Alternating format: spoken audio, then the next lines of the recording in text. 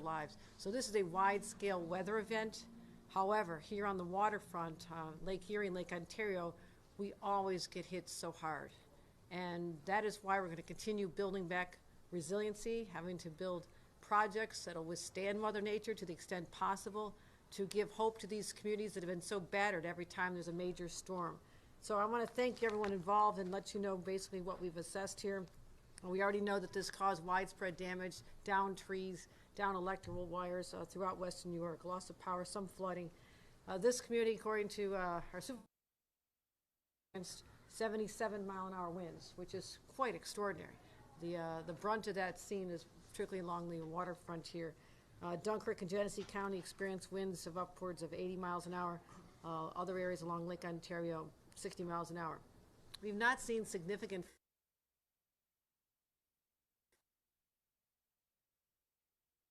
I do know Chautauqua County, the waterfront communities have also been hit hard, but inland there has not been a significant amount of damage.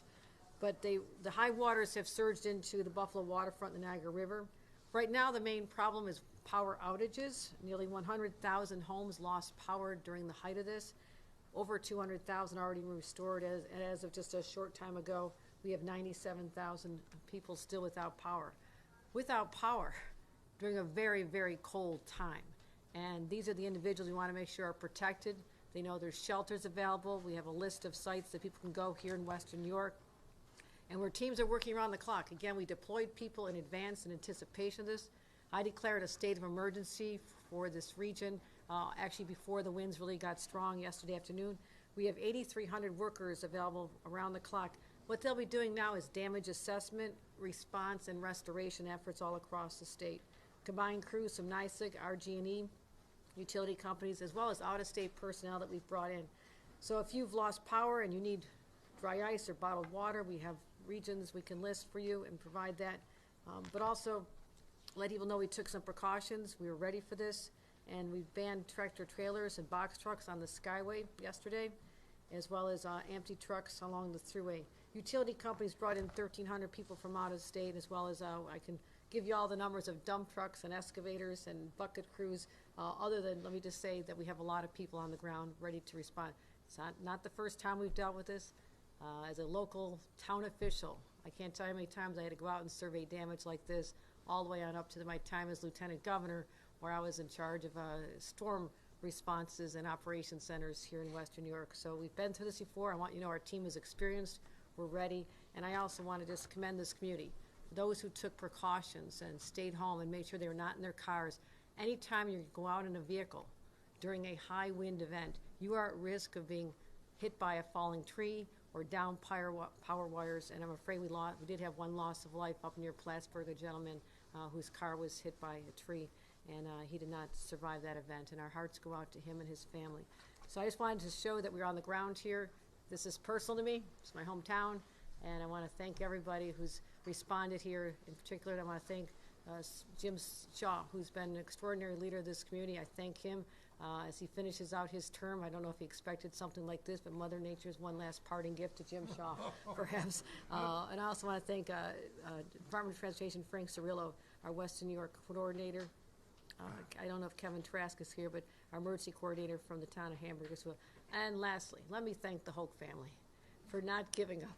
I have been here so many times. I literally came here for many, many interviews with the media, seeing the waves come crashing over the top. I understand they hit the roof this time, is that right?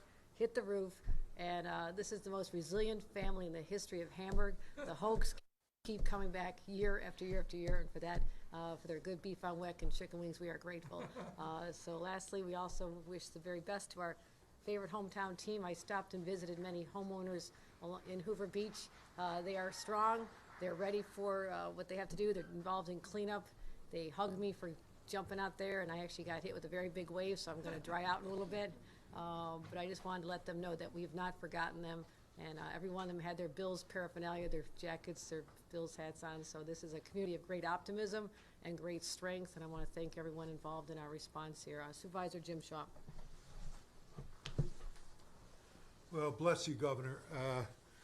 We are grateful for your leadership and your devotion to the well-being of this community.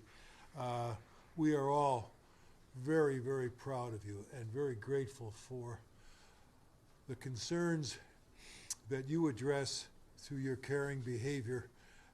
And I know that in the future, we can build a mitigation program that will help our community.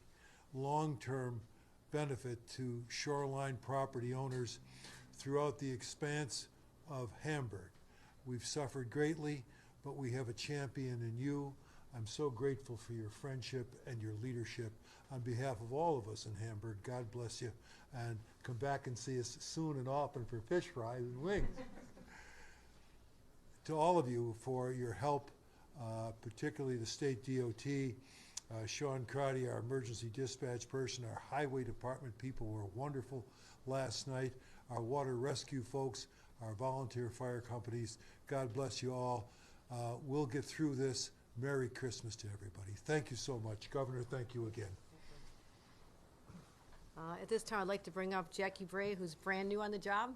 She is the head of the Department of Emergency Services and Homeland Security. She comes with impeccable credentials, not the least of which is that she once worked for the National Weather Service in Washington. So she is a true blue weather tracker, and she can talk a little about her experience. But I feel very confident with her on the ground here with all of us, and you'll see her often as needed. And I do think I want to make a correction. I think I said there was 100,000 people without power. That was just in this area. Now it was 300,000 statewide, just to make sure that that is correct.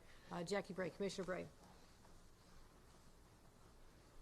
Thank you, Governor. I think you hit all of the major numbers. What I mostly want to say is the Division of Homeland Security and Emergency Services stood up storm preparation 72 hours ago, working with our partners at Thruway, the Department of Transportation, all of our utility companies, and all of our local leaders. We are on the ground now. We won't leave until everyone's got power back. As the governor said, we've got about 97,000 people without power right now. The majority, the plurality of those are in Monroe, 22,000, 16,000 households here in Erie, 9,500 households in Niagara. So we are on the ground. We are in touch with all of the utility companies.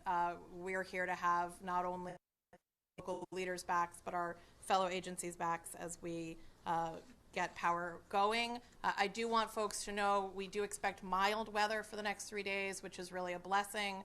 We expect daytime temperatures in the mid to upper 40s, but those nighttime temps will dip into the mid 30s. So while we don't expect freezing temperatures, if you are without power, you may be without power beyond today.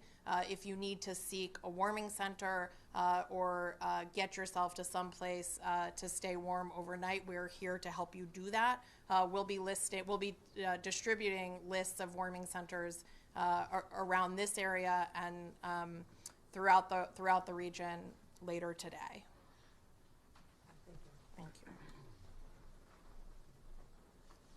All right, thank you, everyone. Are there any questions? Governor, you just toured Hamburg Beach. You mentioned that. I was down there earlier today, talked with one of the residents, and she said she's ready to hang it up. After 28 years, she's just tired. She's done. She did say that the homeowners were hoping for some sort of a project like the one just west of here, Break Wall. Can you comment specifically about what the state can do or coordinate with the federal government? Right, and we'll certainly would have to do something in coordination with the federal government. Again, I was here back in the early 1980s. My parents lived on the waterfront a long time ago, when literally this community was devastated, and FEMA just said, we'll let you all leave and we'll pay for your homes. I mean, so this has been a long-standing problem for this community, but these people are tough, they're resilient, they wanted to stay, we respect that. And now with the effects of climate change, the situation has gone from bad to worse. And I don't know what to say to the homeowners other than God bless you. I know it's been tough, and the state of New York will be there to help with all the resources we can, but a rebuilding project to try and stop the water of Lake Erie from coming to land here is something we can certainly look at, but it's not something we can help with in the short term. It's not going to give relief if something like this happens again next summer. So I want to have a sense of reality to whether or not there's going to be the assistance be able to change the landscape this quickly. But we did put in a project. It literally took 20 years, that Athol Springs project. I was on the town board when we first proposed that. I would say at least took 15, 20 years to get that accomplished. So I have a sense of urgency about these projects. This is important, but I do want the residents to know that we hear them, that we understand what they're looking at, but I don't know that there's going to be a short-term solution that's going to be satisfactory right now. But I'm willing to look at a project like that for sure. I think that's. Well, it did. I'm just saying because it had to go through Army Corps. I mean, it wasn't on the town. It was mostly federal barriers, federal money. These are federal projects that involve the Army Corps of Engineers primarily, and that's where the funding comes from. So I'm happy to work and to assess this and see what can happen. But I'm just telling you, when people look at what happened here, I know the long history. We wanted it 20 years ago.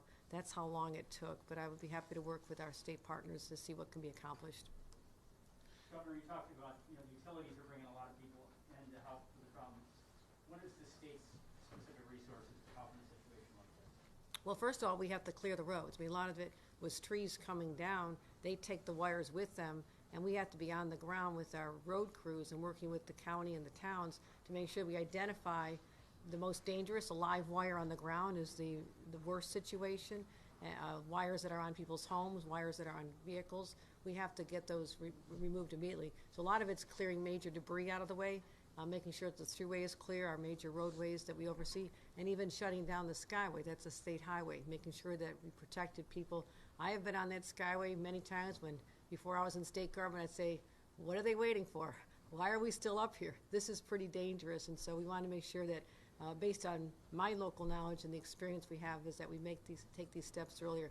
But also providing assistance to the Department of Homeland Security and Emergency Services. They're not going anywhere. They're going to make sure that to the extent that people need assistance, that they have that. If they need sheltering, they need additional food, they need water, that we will provide that as well.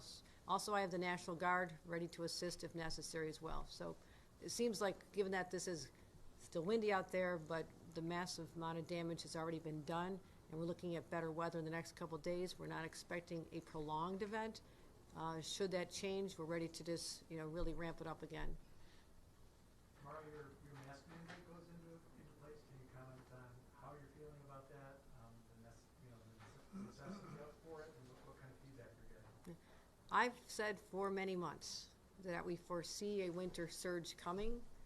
We watched the numbers from last year and how everything was looking good in the summer, and by Halloween, certainly Thanksgiving, Christmas, New Year's, we saw a spike. I had said if we get enough people vaccinated, we can thwart this. We can stop this from even being a problem if we got people not one dose but 2 doses, and now even boosted. And certainly having the availability all the way down to children ages 5 to 11, it was my sincere hope that people would know we could avoid anything, avoid any other protocols or restrictions, because I did not want to have to do this. I was pleading with New Yorkers to get vaccinated. Many did, and I thank them, and I'm grateful for them. And I'm grateful for the businesses who understood that they can protect their own employees as well as customers by having these protocols in place. But we still have a huge spike in cases, up 49% since Thanksgiving. Hospital capacity is what keeps me up at night. I've been in constant communication with our local hospitals here in Western New York.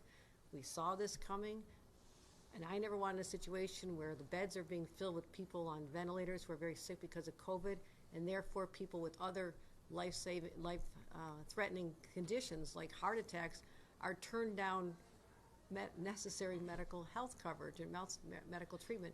So I don't want to get to the point where it's too late, and I wanted to do everything I could without being overly burdensome on the businesses, and that's the balance I struck with this. Individual businesses can decide whether they want to have a mask requirement, and certainly if you're in a restaurant, you don't have to have a mask on when you're eating or drinking. We're being reasonable about this, but have a mask requirement, or if you choose to have a vaccination requirement. I wanted to give the businesses the flexibility. New York City, the entire city for many months now has had a requirement. You cannot go into a restaurant or a play or a sporting event without proof of vaccination, and the large population there, regardless of what they thought in the beginning, they followed that. I understand the different dynamic here in upstate. I'm from upstate, and I wanted to give flexibility and also cover for the county executives who want to do the right thing. Right here, Mark Poloncarz stepped up and did the right thing, trying to deal with the ever upward escalation of cases that we saw and bed capacity going down. So we get that vaccination rate getting higher. We can, if everybody in Western New York gets vaccinated tomorrow, I won't have to do this. And so I'm asking people, just please do this so we can keep our economy strong, keep people being able to still go shopping, keep as normal a life as possible, keep the kids in school, which is critically important, simply wearing a mask. And what we went through the first months of this pandemic, absolute shutdowns. You could not leave your home except to run into a store and grab that all essential paper towels or toilet paper. Remember those days? And you couldn't go to work, you couldn't go to church, you couldn't go to school at all.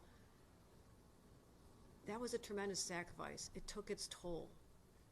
But it had the effect of making sure that this did not spread. I'm asking not any of that. I'm just saying, put on a mask. Just wear a mask. It's the simplest thing to do. And I have confidence in New Yorkers. I have confidence they'll do the right thing, especially when it comes to holidays. So no member of their family, especially the more vulnerable, senior citizens, grandma, grandpa, mom, and dad, that none of them have to deal with the specter of COVID, because what we're dealing with now are people with long-haul COVID.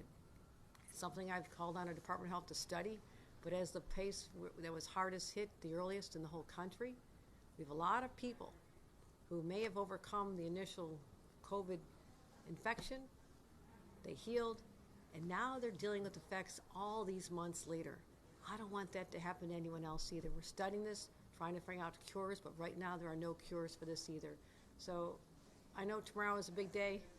It doesn't have to be that big a deal. It truly doesn't. Just asking people to do something that is common sense, that we believe will help save lives and ultimately drive down the infections, allow our hospitals to be able to handle everybody, get back to elective surgeries, and there's a real simple answer, my friends. Get vaccinated and get boosted. That's all the time we have for today. All right, thanks for coming out, everybody. Appreciate it. Go Bills. Go Bills.